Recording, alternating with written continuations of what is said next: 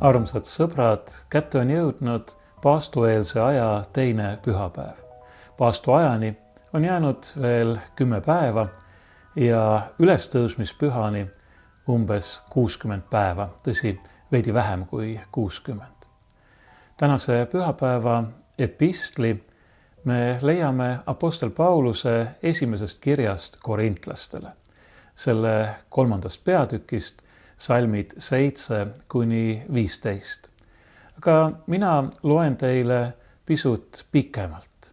Nii et kui te tahate teada täpselt, milline on see teksti osa, mis on mõeldud selle pühapäeva epistliks, siis kõige lihtsam seda teada saada on minna kirikusse, jumalateenistusele, seal seda loetakse. Teine võimalus on võtta kätte oma piibel ja lugeda sealt esimese Korintuse kirja 3. peatüki salmid 7–15. Aga mina, nagu öeldud, loen pikemalt ja ma alustan päris selle 3. peatüki algusest.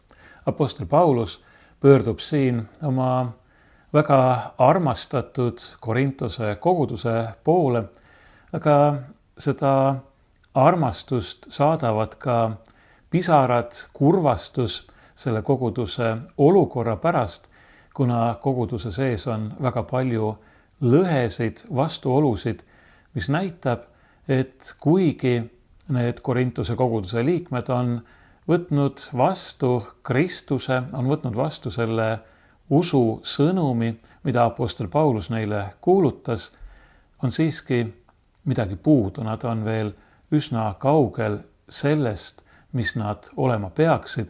Apostel Paulus võrdleb neid väikeste äsja sündinud lastega, kellel on veel pikk tee ja väga suur kasvuruum ees, enne kui neist saavad tõsiselt võetavad täiskasvanud. Apostel Paulus kirjutab nõnda. Ka mina, vennad, ei võinud rääkida teile kui vaimsetele, vaid pidin rääkima kui lihalikele, nagu väetitele lastele Kristuses. Ma jootsin teile piima ega andnud tahket rooga, sest seda te ei oleks veel talunud. Kuid ega te nüüdki veel talu, sest et olete ju alles lihalikud. Kui teie seas on kiivust ja riidu, eks te siis ole lihalikud ja eks te käitu inimlikult. Sest kui üks ütleb, mina olen Pauluse poolel, teine aga mina Apollose, eks te siis ole nagu inimesed ikka. Mis on siis Apollos? Mis on Paulus? Teenrid, kelle kaudu te olete saanud usklikuks, nõnda nagu Issand igaühele on andnud. Mina istutasin, Apollos kastis, kuid Jumal laskis kasvada. Nõnda siis ei ole midagi see, kes istutab, ega see, kes kastab, vaid Jumal, kes kasvatab. Istutaja ja kastja teevad sama tööd, aga kumbki saab oma palga vastavalt oma vaeva nägemisele. Sest Jumala kaastöölised oleme meie. Jumala põllumaa, Jumala hoone olete teie. Mulle antud Jumala armu järgi olen ma kui tark hoone ehitaja rajanud aluse, aga teine ehitab sellele. Igaüks vaadaku siis, kuidas ta ehitab. Jah, teist alust ei saa keegi rajada selle kõrvale, mis on juba olemas. See on Jeesus Kristus. Kas keegi ehitab sellele alusele hoone kullast, hõbedast, kalliskividest, puudest, heintest või õlgedest? Kord saab igaühe töö avalikuks. Issanda päev teeb selle teatavaks, sest see ilmub tules ja tuli katsub läbi igaühe töö, missugune see on. Kui kellegi töö, mis ta on ehitanud, jääb püsima, siis ta saab palga. Kui kellegi töö põleb ära, siis ta saab kahju, aga ta ise päästetakse otse kui läbi tule. Eks te tea, et te olete Jumala tempel ja teie sees elab Jumala vaim. Kui keegi rikub Jumala templi, siis Jumal rikub ka tema, sest Jumala tempel on püha ja see olete teie. Ärgu ükski petku ennast. Kes teie seas tundub endale targana selles maailmas, see saagu narriks, et ta saaks targaks. Jumala juures on ju praeguse maailma tarkus narrus, sest on kirjutatud, tema tabab targad nende riugastelt. Ja taas Issand tunneb ära tarkade arutlused, et need on tühised. Nõnda ärgu siis ükski kiidelgu inimestest, sest teie päralt on kõik. Olgu Paulus, olgu Apollos, olgu Keefas, olgu maailm, olgu elu, olgu surm, olgu käesolev, olgu tulev, kõik on teie päralt. Teie olete aga Kristuse päralt ja Kristus on Jumala päralt. Nii kirjutab apostel Paulus oma 1. Korintuse kirja 3. peatükis, mille ma teile ka tervenisti ette lugesin. Nagu ma ütlesin, Paulus oli väga mures Korintuse koguduse pärast. Ta armastas seda kogudust, ta oli selle ise rajanud, ta oli elanud selle koguduse keskel pikka aega, 1,5 aastat. See oli ehk kõige pikem aeg, mis ta üldse mõne koguduse juures elas. Ta tundis neid inimesi läbi ja kui ta nende juurest edasi läks, siis küllap ta arvas, küllap ta lootis, et see alus, mille ta on rajanud, on nii kindel ja nende inimeste jaoks ka nii kütkestav, ma ütleksin, et nad püüavad sellele alusele ehitada ega taha sellelt kuidagi kõrvale kalduda, kõrvale minna. Selleks aluseks on Kristus, nii nagu apostel Paulus ütleb. Enne seda, kui Paulus rajas Korintuse koguduse, oli ta viibinud mõnda aega Ateenas. Ateena oli tähtis linn ka selle poolest, et sinna olid kogunenud paljud inimesed, kes soovisid omandada inimlikku tarkust, teadmisi, kes tegelesid sellega, mida me nimetame filosoofiaks ehk tarkuse õpetusega. Ja apostel Paulus püüdis ka neid inimesi veenda, ka neile Kristust kuulutada ja ta mõtles, et kõige parem on seda teha nii, nagu nad on harjunud. Püüda neile kuulutada Kristust nende oma arusaamadest ja nendest mõistetest lähtudes, mida need inimesed kasutasid. Ja nii ta pidaski seal Ateenas ühe väga huvitava ja sisuka kõne, millest meil kindlasti on väga palju õppida, aga kuna ta selles kõnes rõhus inimlikule tarkusele, ta küll ei öelnud seda, et ta nüüd kuulutab inimlikku tarkust, aga see on näha, et ta püüab kuidagi apelleerida oma kuulajate inimlikule tarkusele, siis tabas teda seal peaaegu täielik läbikukkumine.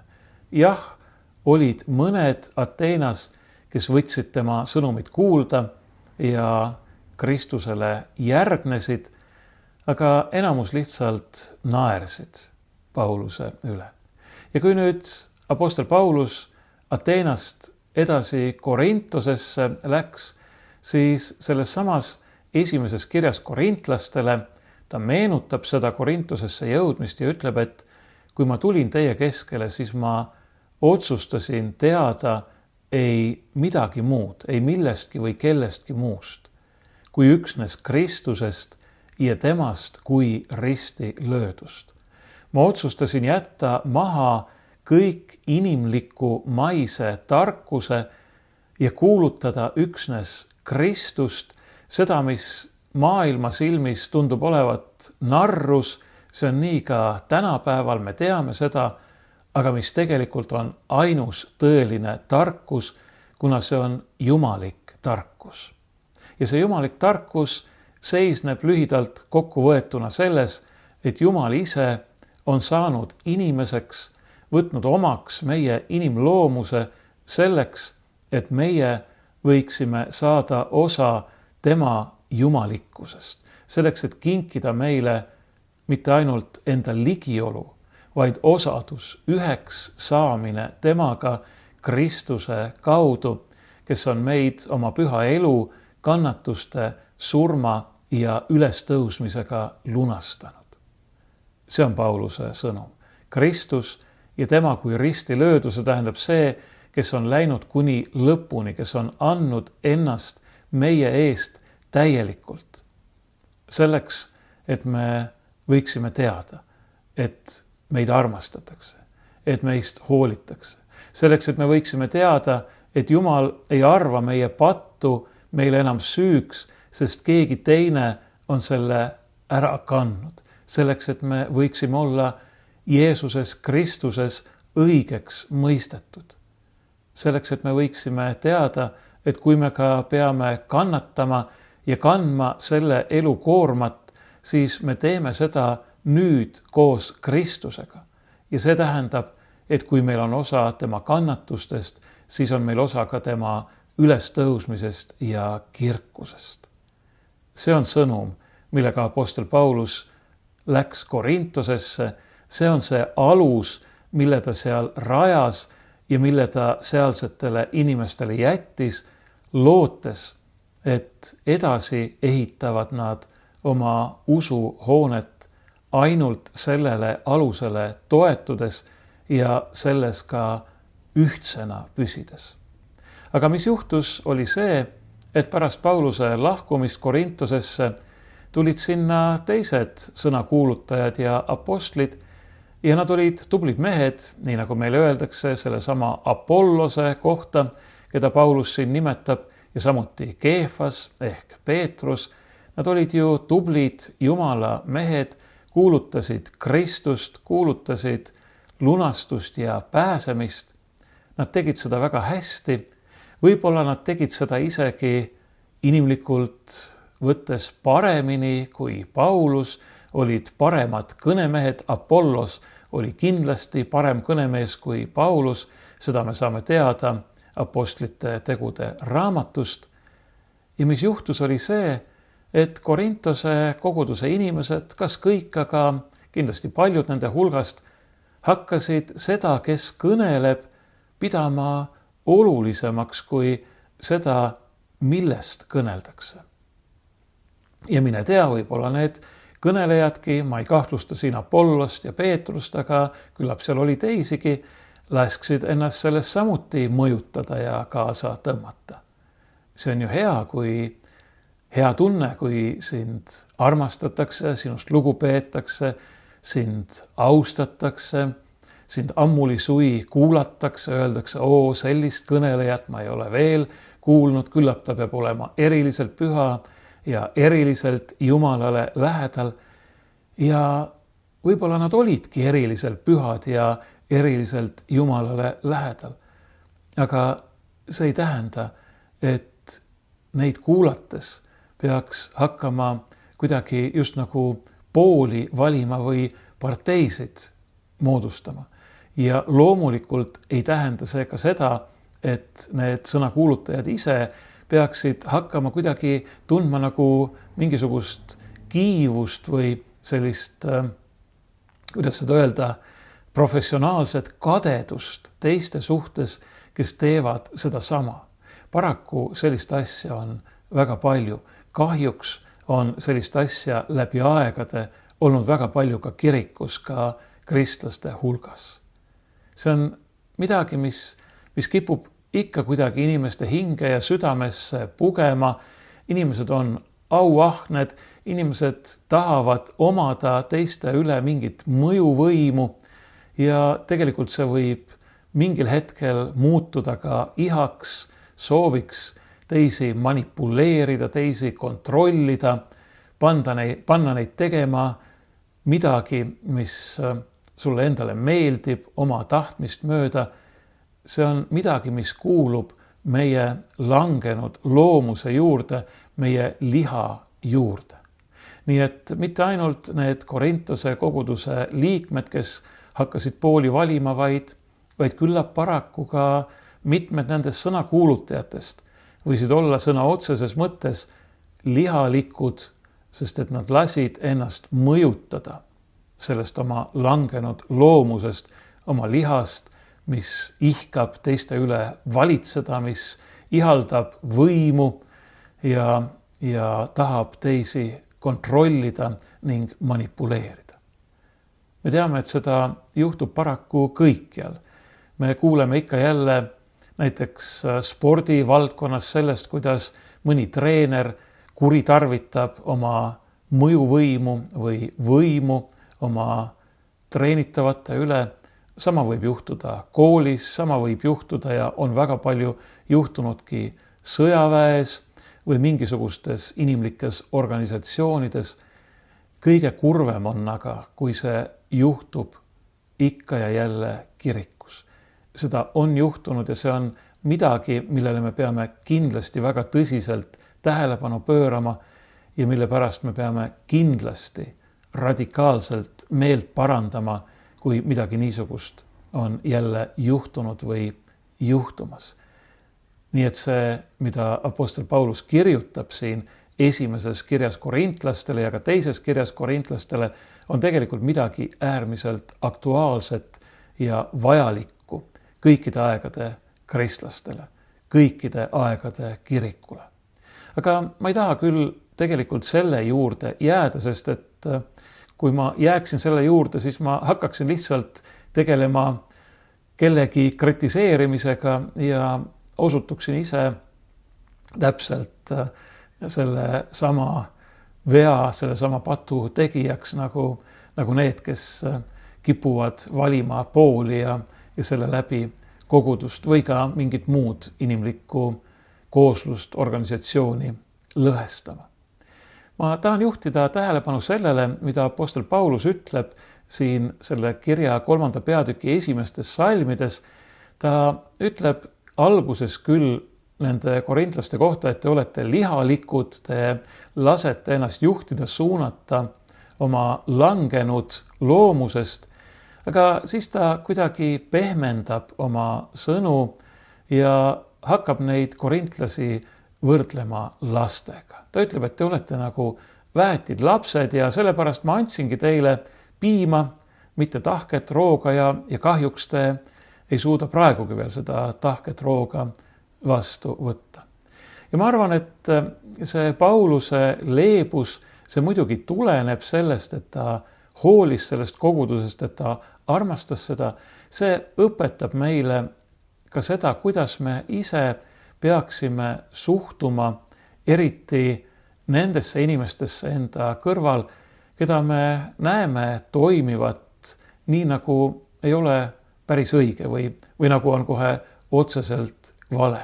Ka meie ei peaks, kuigi me peame andma selgelt aru sellest, mis on õige ja mis on vale, mis on hea ja mis on kuri, ka meie ei peaks neisse inimestesse suhtuma mitte niivõrd kui karmid kohtumõistjad, rääkimata sellest, et me võiksime neisse suhtuda nagu timukad, vaid me võiksime neisse suhtuda nagu isa oma väiksesse, rumalasse, lapsikusse, sõna otseses mõttes lapsesse, kes paraku ikka ja jälle teeb neid samu rumalusi, mida täiskasvanud inimene ei teeks või mis täiskasvanud inimese puhul ei klassifitseerukski mitte niivõrd lapsikuseks või eksimuseks, vaid täielikuks kas tahtmatuks või teinekord ka kuritahtlikuks rumaluseks.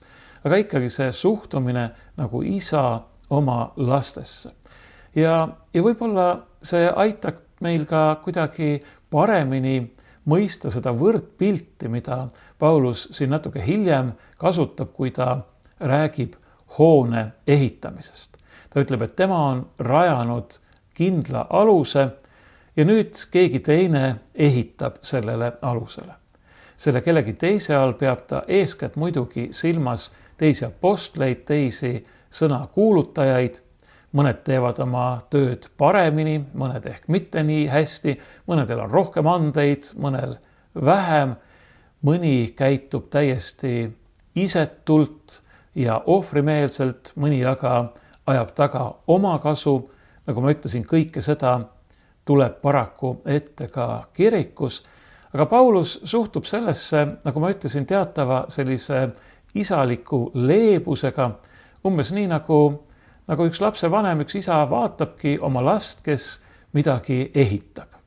Ehitab sellest, mis ta parajasti kätte saab ja võib-olla ehitab ka, miks mitte, kui tegemist on jõukama perega, kullast.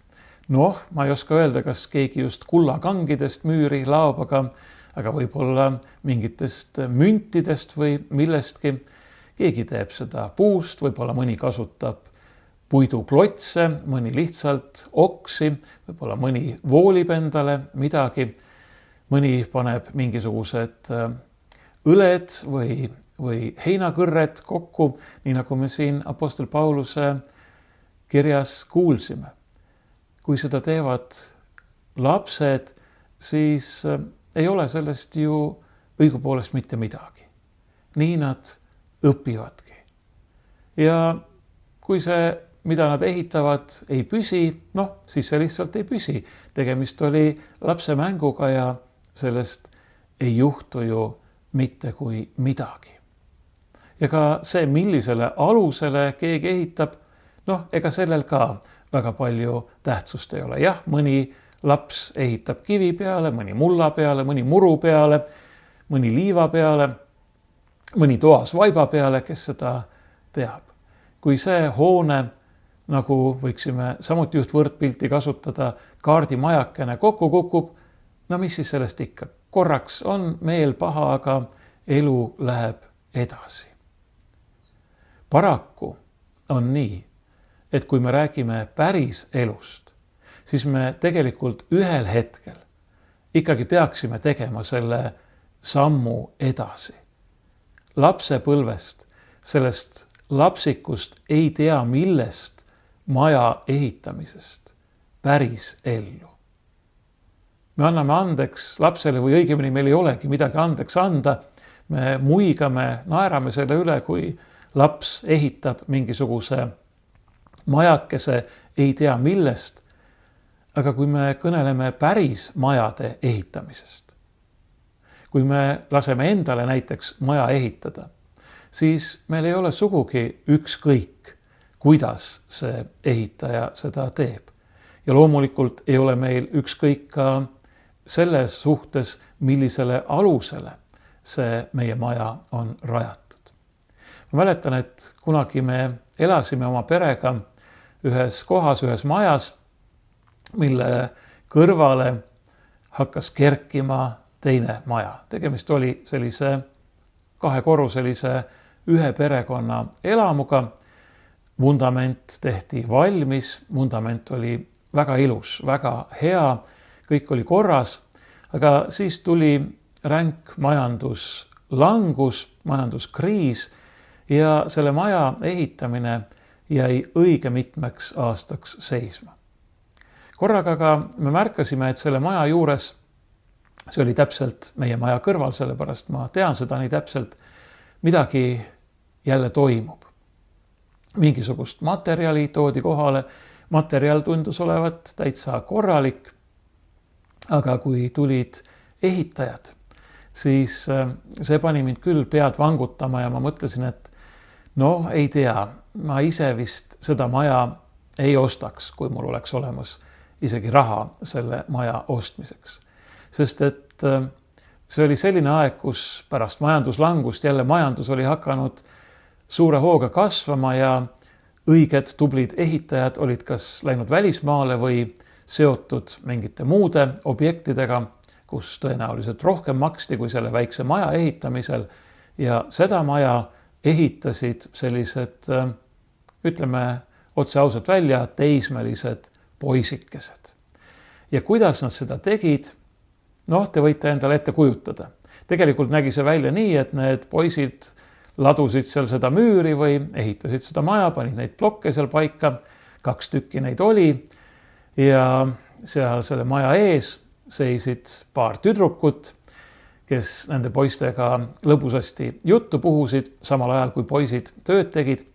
Ütleme nii, et see töö ei edenenud väga kiiresti ja vähemalt kõrvaltvaataja pilguga ma nendiksin, ei olnud ka kõige kvaliteetsem.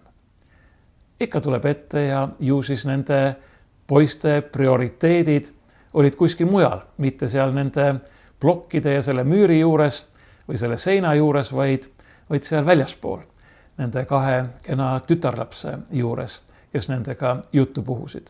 Ja ega sedagi saa neile pahaks panna, ainult et kui me laseme endale maja ehitada, siis me tahame, et seda tehtaks nii hästi kui võimalik. Ja kui me nüüd kõneleme päris tõsiselt, kui me läheme nüüd lapse mängu juurest selle päris elu juurde, siis see on see, millest apostel Paulus meile tänases kirjas korintlastele selles lõigus räägib. Ta räägib meile päris elust. Ja mitte ainult sellest ajalikust elust siin, vaid ta räägib meile igavesest elust. Sest ta toob sisse sellise mõiste nagu see päev, nii nagu originaalis on. Meie eestikeelses tõlkes on sinna lisatud juurde sõna issanda, et oleks selge, millisest päevast Paulus räägib. Ta räägib issanda päevast. Ja issanda päev on see päev, mil issand tuleb tagasi. Mil ta tuleb tagasi selleks, et nii nagu me usutunnistuses ütleme, kohut mõista elavate ja surnute üle, mil kõik saab selgeks. Ja saab selgeks ka see, kas see hoone, mida keegi on ehitanud, jääb püsima või mitte. Siin on nüüd 2 tasandit.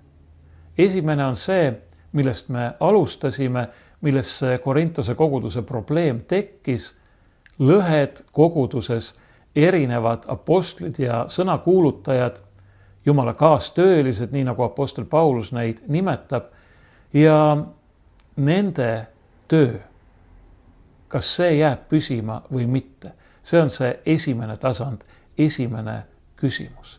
Ja see on küsimus, mis on õigupoolest suunatud kõigile neile, kes on kutsutud tööle Kristuse kirikus, eeskätt sõna ja sakramendi sulastena, nii nagu me vaimulikke oma traditsioonis nimetame. Kuidas me teeme oma tööd? Mismoodi me ehitame seda hoonet? Kõigepealt, kas see on rajatud õigele sellele ainsale tõelisele alusele, Jeesusele Kristusele ja temale kui risti löödule?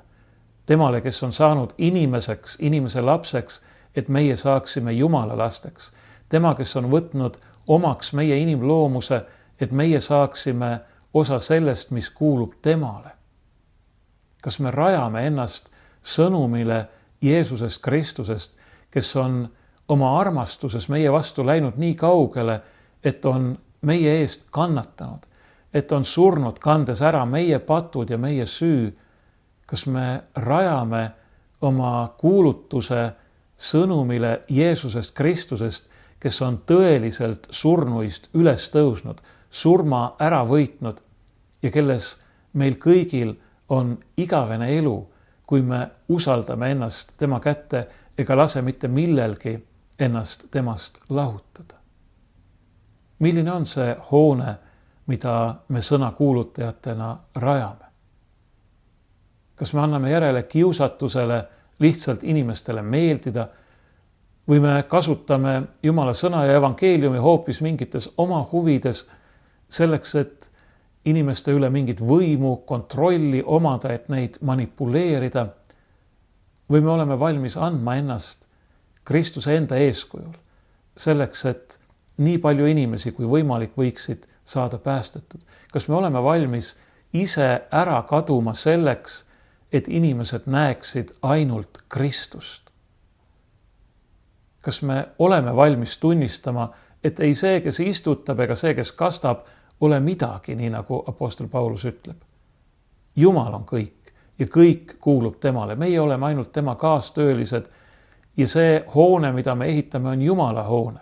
Apostel Paulus ütleb selle Korintuse kirja alguses Korintuse koguduse poole pöördudes tema kohta Jumala kogudus. Nad on Jumala omad, mitte Pauluse omad, mitte Apollose omad, mitte Keefose omad, mitte kellegi teise omad. Nad on Jumala omad. Ma mäletan, et ükskord, kui ma osalesin ühel kiriklikul sündmusel, kus olid ka väga paljud välismaalt tulnud kiriku tegelased kohal, siis ma jalutasin Pärnu linna mööda, ma olin tookord Pärnu koguduse õpetaja koos mõnedega nendest külalistest ja me jõudsime Pärnu Elisabethi kiriku juurde ja ma ütlesin kuidagi nagu enesest mõistetavalt neile, et näete, see siin on minu kirik. Ja üks nendest, üks väga kõrge vaimulik Kreekast ütles, oi, mina arvasin, et see on Kristuse kirik.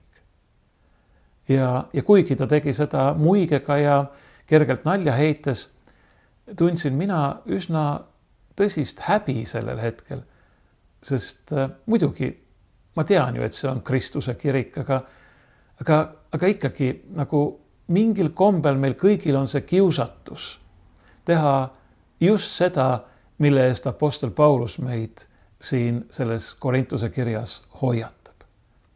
Niisiis, kuidas me ehitame? Mis alus see on, millele me rajame oma ehituse? Ja muidugi ka, kui hästi me seda teeme. Ja see hästi ei sõltu mitte niivõrd meie tublidusest, vaid sellest, kas me mõistame, et ka see, millest me ehitame, on meile Jumala poolt kingitud. See ei ole mitte meie enda tegu ega väljamõeldis. See on eeskätt Jumala sõna ja sakramendid, jumalikud armuvahendid. Need on need ehituskivid ja muidugi palve ja armastus ja kõik, mis selle juurde kuulub. See on siis esimene tasand, aga teine tasand puudutab muidugi seda kogudust, neid kristlasi endid, sest me kõik oleme ju kutsutud üheskoos seda Jumala templit edasi ehitama. Me kõik oleme elavad kivid selles Jumala templis, nii nagu apostel Paulus teises kohas ütleb. Me oleme Jumala tempel, Jumala vaim elab meie sees, nii meie kui koguduse sees, kui ka meis igaühes isiklikult, kui me oleme selle vaimu vastu võtnud ja selle läbi armastuse, mille Jumal on meie sisse valanud. Kuidas me ehitame? Mis on see, millele meie ennast rajame? Sõna kuuljatena nüüd. Kas sellele, et üks või teine sõna kuulutaja meeldib meile rohkem või vähem? Kas sellele, et üks või teine sõna kuulutaja räägib midagi, mis meile on kuidagi lähedasem või meie kõrvu kõditab, nii nagu apostel Paulus ühes teises kohas ütleb? Kas me rajame oma eluhoonet nii, et me valime Jumala sõnast ja ka kiriku õpetusest välja selle, mis meile meeldib ja jätame kõrvale selle, mis meile ei meeldi, tundub meile liiga raskena või vastumeelsena? Kuidas me ehitame? Teate, mis kivid ja eriti muidugi väärismetallid, kuld ja hõbe on märksa raskemad kui õled ja hein. Kas on siis õige valida ehitamiseks õled ja hein, kuna nad on kergemad? Neid on kergem ja lihtsam üksteise otsa laduda kui kive või kullakange, kui sellist võrdpilti kasutada. Loomulikult mitte. Kui me tahame, et meie maja, et meie hoone püsiks, et meie tempel püsiks, siis me kasutame nii head, nii tugevat ja ka nii väärtuslikku materjali kui vähegi võimalik. Mis sest, et see kaalub rohkem, et seda on raskem paigaldada kui heina või õlgesid. Muidugi me räägime siin kujundlikult, eks ole, aga nii on ka meie usuelus ja ka meie kõlbelises elus. See, mis on õige ja tõeline ja püsiv, peabki olema raskem kui see, mis on vääritu või vähemalt äärmiselt ajutine. Tegemist ei ole enam lapse mänguga, vaid tegemist on tõsise asjaga. Kuidas me oma eluhoonet ehitame? Missugune saab olema see hetk, kui Kristus tagasi tuleb ja kõik avalikuks teeb? Mis jääb siis püsima? Kas meist jääb midagi järgi? Apostel Paulus annab meile küll lootust, ta ütleb, et kui ka see õlgedest ja heintest hoone hävib, tuhaks põleb, siis on ikkagi lootus, et otse kui läbi tule see ehitaja pääseb. Sest viimselt ei ole meie lootus ju mitte meil endil, vaid Kristusel, Jumala armul, Jeesuses Kristuses. Nii nagu apostel Paulus ütles meile siin selle 3. peatüki lõpus, et kõik on teie päralt. Teie olete aga Kristuse päralt ja Kristus on Jumala päralt. See ei tähenda, et me ei peaks ehitama oma hoonet nii hästi, kui me oskame. Ja just sellest materjalist, mille Jumal on meile kinkinud.